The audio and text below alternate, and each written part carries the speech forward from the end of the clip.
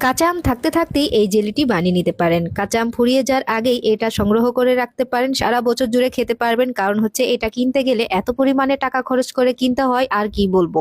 কোনো রকমের agar agar ছাড়া অথবা জেলিটি এগুলা ছাড়াই কিন্তু এটা খুব সুন্দরভাবে জমিয়ে নিতে পারবেন দুইটা উপকরণ দিয়ে। আর কোনো কিচ্ছু লাগবে না। একটা টিপস বলে দিব, এই টিপসটা ফলো করলে যে কেউ বানাতে পারবেন। এভাবে করে বানিয়ে সারা বছর আপনি সংগ্রহ করতে পারবেন। কারণ অনেকেই হচ্ছে এটা সকালবেলা অনেকেই পাউরুটি অথবা রুটি এগুলা দিয়ে খেতে অনেক বেশি পছন্দ করেন। এই জন্য কিন্তু এটা কম খরচে বানিয়ে সারা বছর সংগ্রহ করতে পারবেন। আর বানানো তো একেবারেই সহজ। তো প্রথমে আমগুলো আমি ছোট করে কেটে নিয়েছি, আর এখানে 1.5 কাপ পরিমাণে পানি দিয়ে দিব, সামান্য একটু লবণ দিয়ে দিব। দেওয়া হয়ে গেলে এবার চুলার আঁচটা আমি ধরিয়ে দিয়েছি। এখন হচ্ছে এগুলাকে সিদ্ধ করে নিতে হবে। তো আমি ভালোভাবে করে সিদ্ধ করে নিচ্ছি। তো এটা বুঝবেন কখন যে সিদ্ধ হয়ে গেছে, একটা কাঁটা চামচ দিয়ে আমি এটাকে চেক করে নিচ্ছি যে এটা পারফেক্ট আছে কিনা। তো আমি চাপ দিয়ে দেখলাম খুব সুন্দরভাবে সিদ্ধ হয়ে গেছে। তারপর হচ্ছে আমি নামিয়ে নিচ্ছি।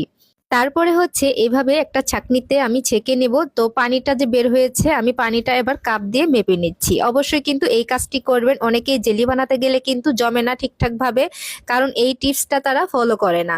আমি এখানে 1 কাপের মতো পানি দিয়েছি, 1 কাপ চিনি দিয়েছি। এই দুইটা কিন্তু সমান সমান হতে হবে, তাহলে কিন্তু জেলিটা আপনার পারফেক্ট হবে। এখন একটু সুন্দর দেখানোর জন্য হালকা একটু ফুড কালার দিয়েছি, চাইলে এটা স্কিপ করতে পারেন। এটা ছাড়াও কিন্তু জেলিটা জমে যাবে, কোনো সমস্যা নেই। তারপরে হচ্ছে এই পর্যায়ে আমি চুলার আঁচটা ধরিয়ে দিয়েছি। তো চুলার আঁচটা ধরিয়ে দিয়ে এভাবে করে নেড়েচেড়ে নিতে হবে সুন্দর করে। তো আমি নেড়েচেড়ে নিচ্ছি। অনেকেই বাইরে থেকে অনেক অনেক টাকা খরচ করে এই জেলিটা কিনে খান। তো বাইরে থেকে না কিনে এরকম স্বাস্থ্যকর উপায়ে নিজে হাতে বানিয়ে নেন। নিজের হাতের জিনিসের মজাই আলাদা, এটা আর বলে বোঝানো যাবে না। যদি বাসায় বানান তাহলে এই অনুভূতিটা বুঝতে পারবেন। এবার হচ্ছে আমি এখানে 1 টুকরার মতো লেবু রস দিয়ে দিচ্ছি, যাতে করে এটা জমাট না বেঁধে যায়, একেবারে যাতে জমাট না হয়ে যায়। সে কারণে কিন্তু অবশ্যই লেবু রসটা দেওয়ার চেষ্টা করবেন।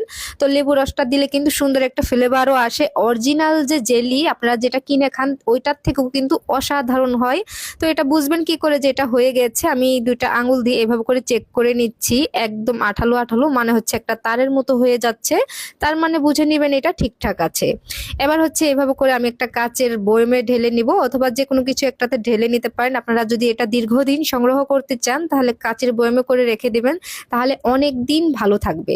এবার হচ্ছে পাউরুটি অথবা রুটি, আপনি যে কোনো কিছুর সঙ্গে কিন্তু এটা মাখিয়ে খেতে পারেন। বাচ্চাদের দিলে তো বাচ্চারা অনেক মজা করে খায়, আর বাচ্চাদের টিফিন বক্সে দিলে তো টিফিন বক্স একেবারেই ফাঁকা। এত বেশি পছন্দ করে এটা বলে বোঝানোর মতো না। তো ছোট থেকে বড় সবাই অনেক বেশি পছন্দ করে। আর আপনারা কোন জায়গা থেকে ভিডিও দেখছেন অবশ্যই কমেন্ট করে জানাতে পারেন, যাতে করে আপনাদেরকে ধন্যবাদ দিতে পারি। ইউটিউব থেকে দেখলে আমার চ্যানেলটি সাবস্ক্রাইব করে রাখবেন, যাতে করে সবার আগে আমার ভিডিওটি পেয়ে যান।